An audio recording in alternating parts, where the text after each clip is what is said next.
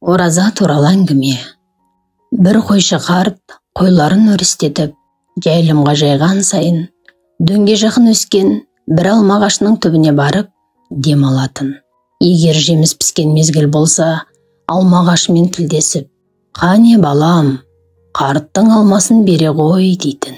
Сөйткенше болмай дәмі тіл еретін, иісі аңқыған, балбырап піскен бір алма жерге топ ете түсетін. Қарт болса, кішкене бәкесімен әлгі алманы асықпай тілімдеп кесіп, өзімен бірге ала келген торсығындағы айранымен қоса сәл жүрек жалғағаннан кейін, әкесінен қалған құранын баппен қолға алып, жайлап оқи бастайтын. Қойшы қарт бұл алма ағашын осыдан 20 жыл бұрын отырғызған кезде жиі суғарып, намаз алдында беті қолын шайған дәрет суының қалдығын да арымдап, соның түбіне төгетін.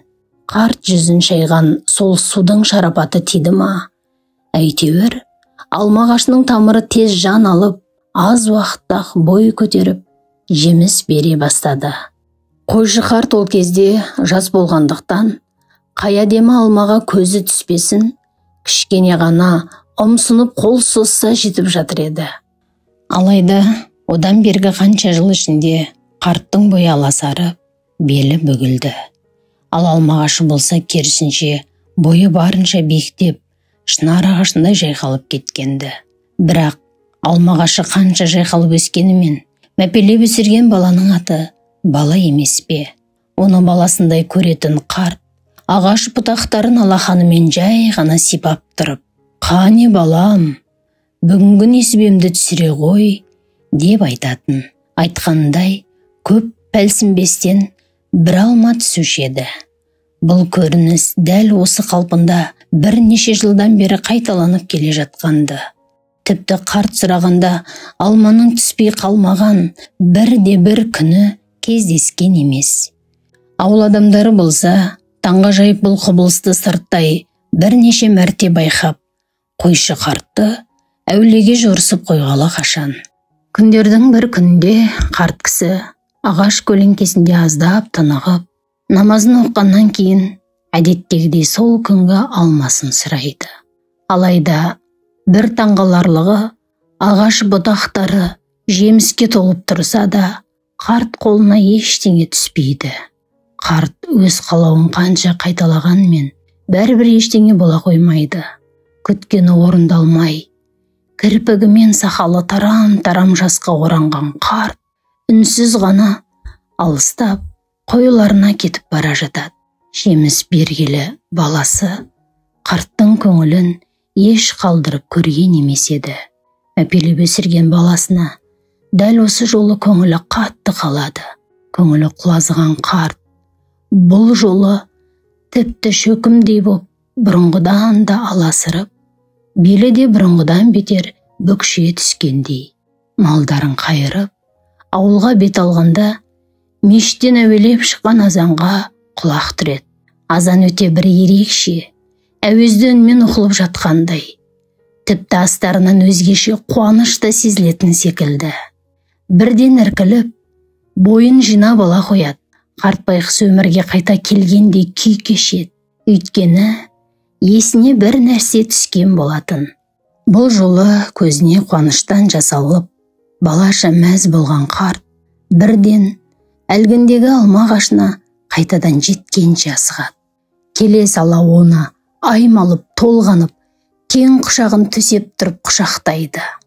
«Күнім, айналайын балам, жарығым, ұмытшақ мен байғұсты, ренжітпей тұрып-ақ білдірсең болмас беді.